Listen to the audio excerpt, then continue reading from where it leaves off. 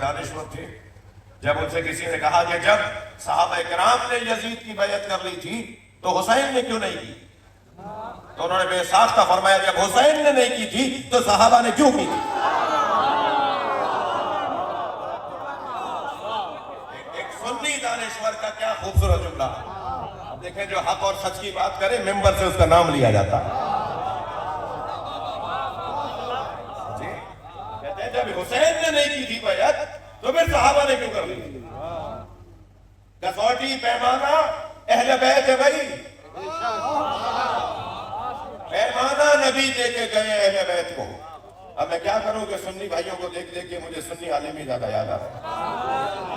مولانا ہاشمی میاں لکھنؤ کے رہنے والے ابھی زندہ ہیں. ہمارے بریلوی بھائیوں کا بہت بڑا نام ہے. قاضی ملت ان کا لقب ہے. میں ان سے مل کر بھی آیا جب لکھنؤ گیا. جی مولانا سلمان ندوی سے بھی مل کر آیا, وہ دیوبندی ہے. اور مولانا ہاشمی میاں سے مل کر آیا, وہ بریلوی ہے. اور مولانا علامہ آیت اللہ حمید الحسن صاحب نجفی سے مل کر آیا, وہ شیعہ ہے. میں ہاں تینوں اپنے اپنے خاص طور پر بر صغیر کے بڑے ناموں میں سے ہیں. ہاشمی میاں کا کلپ اس پہ بھی موجود ہے یوٹیوب پر بھی. میں یوٹیوب کی باتیں نہیں کر رہا لیکن ان کا وہاں موجود ہے. تو ہاشمی میاں فرمانے لگے کہ سرکار نے یہ کیوں نہیں فرمایا, توجہ ہے, انی تارکن فیکم الثقلین کتاب اللہ و اصحابی, میں دو چیزیں چھوڑے جا رہا ہوں, اللہ کی کتاب اور اپنے اصحاب. یہ کیوں نہیں فرمایا؟ ہاشمی میاں کہتے ہیں اگر یہ فرمایا ہوتا تو صحابہ کرام بہت زیادہ جیتے تو 300 سال. 300 سال کے بعد کوئی صحابی ہی زندہ نہ رہتا. اور کتاب کے ساتھ اہل بیت اس لیے کہا کہ یہ تو قیامت تک رہے.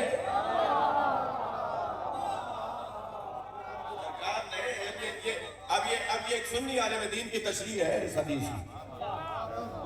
سرکار نے اس لیے فرمایا کیونکہ کتاب تو رہنی ہے اور کتاب کے ساتھ اسے رکھا جائے جو رہے.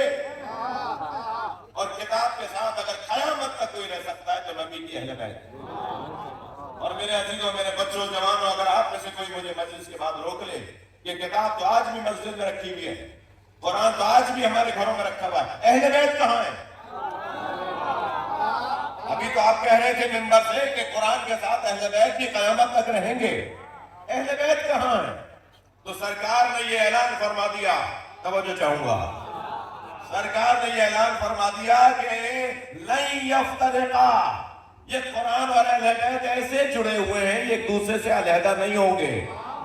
تو جس نبی نے کہا تھا نا اللہ ہے, وہی نبی کہہ رہا ہے یہ جدا نہیں ہوں گے.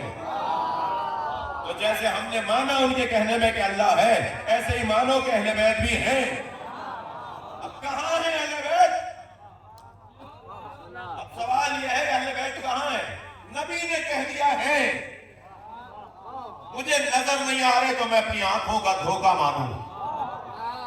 یہاں مولانا قلب صادق صاحب, وہ بھی اتفاق سے لکھنؤ کے آئے, مولانا ڈاکٹر قلب صادق صاحب پاکستان بہت آتے رہے, آپ میں سے بہت سے لوگوں نے سنا قریب سے, پچھلے 2 سال پہلے ان کی رحلت ہو گئی, بہت آئے پاکستان. ڈاکٹر قلب صادق فرماتے ہیں کہ جب نبی نے یہ فرما دیا کہ قرآن اور اہل بیت ایک دوسرے سے علیحدہ نہیں ہوں گے اور قرآن ہے تو ماننا پڑے گا اہل بیت بھی ہے.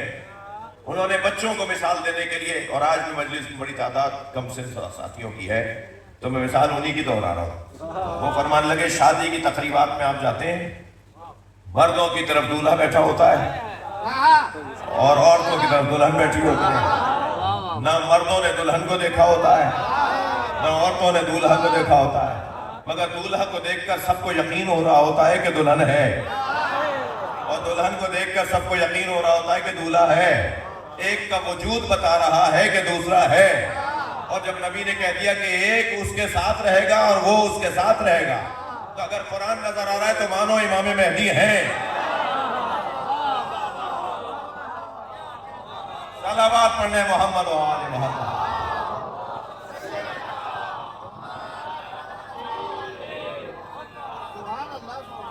200 سے زیادہ علماء اہل سنت ہیں جنہوں نے کتابوں میں لکھا ہوا ہے. 200 سے زیادہ علماء اہل سنت. یہ ایک اہل سنت عالم نے ہی تحقیق کی ہے, مولانا مفتی محمد ہاشم سندھی نے. نواب شاہ کے رہنے والے اور ہے بھی راجپوت. انہوں نے یہ تحقیق کی ہے. وہ کہتے ہیں کہ 200 سے زیادہ اہل سنت علماء متقدمین ہیں، محدثین ہیں، بزرگ علماء، کبار علماء. انہوں نے اپنی کتابوں میں لکھا ہے کہ امام مہدی کی ولادت ہو چکی ہے.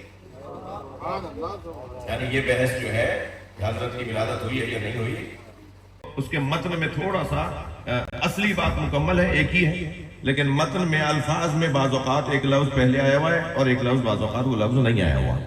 تو صحیح مسلم والی جو روایت ہے، جو اہل سنت کی کتاب کی روایت ہے، سرکار دو جہاں نے ارشاد فرمایا، توجہ چاہ رہا ہوں، سرکار دو جہاں نے ارشاد فرمایا کہ انی تارکن فیکم الثقلین اولہما کتاب اللہ. اب شیعہ کتاب میں اولہما نہیں ہے، لیکن صحیح مسلم میں اولہما ہے. تو میں صحیح مسلم والی روایت پڑھوں. سرکار ارشاد فرماتے ہیں، حضرت ارشاد فرماتے ہیں انی تارکن فیکم الثقلین اولہما کتاب اللہ و اہل بیتی اذکرکم اللہ. اب یہ اہل سنت کتاب میں، شیعہ کتاب میں یہ لفظ نہیں ہے. اذکرکم اللہ فی اہل بیتی. سرکار نے فرمایا میں تمہارے درمیان 2 گرا قدر. اب اگر ثقلین ترجمہ کریں تو 2 گرا قدر، اور اگر ثقلین ترجمہ کریں لام پر زبر ڈال کر، لام پر جزم نہیں ڈالیں، زبر ڈالیں، تو اس کا ترجمہ ہوگا میں تمہارے درمیان 2 اپنی ذاتی قیمتی چیزیں جو ساتھ لے جانے کی ہوتی ہیں میں تمہیں دے کے جا رہا ہوں. جی ثقلین، اگر ثقلین پڑھیں گے، جی عربی ہے نا بھائی، پہلے اعراب تو ڈالے نہیں جاتے تھے، پہلے اعراب قرآن پہ بھی نہیں تھے، اعراب بعد میں ڈالے گئے. پہلے رائج ہی نہیں تھا. ایسا مطلب نہیں ہے کہ اعراب نہیں تھے، لکھنا رائج نہیں تھا، لکھے نہیں جاتے تھے. تو حضرت امیر المومنین نے اپنے اس شاگرد کو بلایا جنہیں مولا علی عربی گرامر لکھوا رہے تھے. کہ عربی گرامر، اسم، فعل، حرف، ان 3 چیزوں سے زیادہ عربی گرامر کی اساس کوئی نہیں ہے. تو حضرت نے اپنے وہ شاگرد جنہیں عربی گرامر مولا علی لکھوا رہے تھے، حضرت صحابی رسول ہیں، مولا علی کے شاگرد ہیں، حضرت ابو الاسود دویلی رحمت اللہ علیہ، ان سے فرمایا کہ کاغذ قلم لے کر آ جاؤ، میں تمہیں قرآن کے اعراب بھی لکھوا دیتا ہوں تاکہ لوگ قرآن غلط نہ پڑھیں. پہلے اعراب نہیں لگائے جاتے تھے، پہلے نقطے بھی نہیں ڈلتے تھے، بلکہ نقطوں کے بغیر لکھا جاتا تھا، اور پھر اس کے آگے لکھ دیا جاتا تھا کہ اس کے پیٹ میں 3 نقطے، اس کے اوپر 1 نقطہ، 2 نقطے، اس کے نیچے 1 نقطہ.